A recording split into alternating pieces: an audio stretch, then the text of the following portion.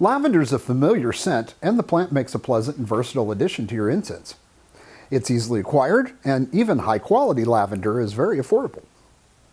Almost all of the plant can be used for incense, and you can even make incense sticks and cones using nothing but lavender and a tiny bit of binder.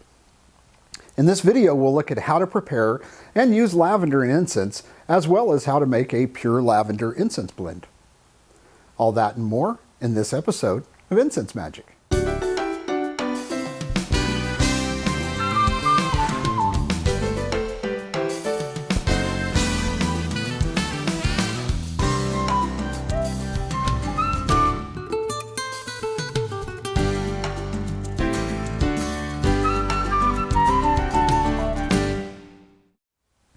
Lavender grows in many parts of the world, including most locations in the U.S.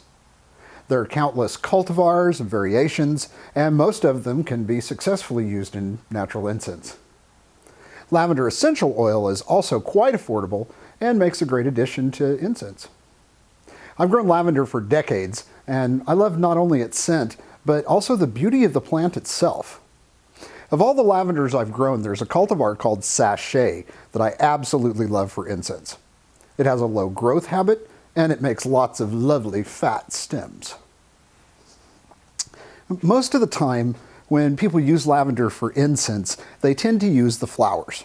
The flowers are pretty and can definitely be used in incense, but lavender stores much more of its oil in its stems rather than in its flowers. Not only do the stems include extra oil, they also make an excellent incense base material.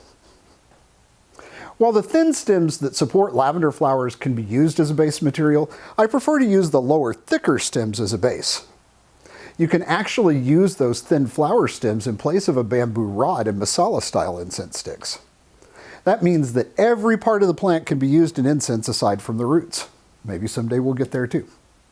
If you grow lavender, save all your cuttings every time you thin your plants. You can dry them and use them in a future batch of incense. If you purchase incense ingredients that are already powdered, any lavender you buy is likely to be just the flowers.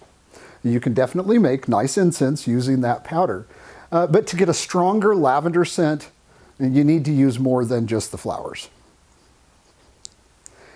The traditional way to prepare lavender for powdering is to harvest bundles of flower stems, tie them together, and hang them up to dry. Many incense makers will strip the flowers off the stems and then powder the flowers buds alone. I really think it's a much better approach to powder the flowers and the stems together, unless you're planning to save the stems to use them for making masala-style incense. Lavender flowers and thin stems dry pretty quickly, but if you harvest thicker stems, you should cut them into relatively small pieces and dry them for an extended period to make sure that they're completely dry before you try to powder them. Now, as long as the materials are dry, lavender powders easily in a blender. You can grind it with a mortar and pestle, but not as quickly, not at all. No matter what method you use, remember to run the powder through a fine sifter before you make your incense. Very important.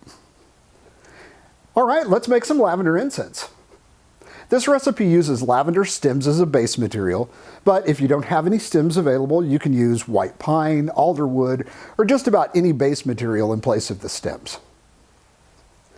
Now, this recipe uses 2½ teaspoons of powdered lavender stems, 1 3/4 teaspoons of powdered lavender flowers, and 1/8 teaspoon of guar gum or other gum binder.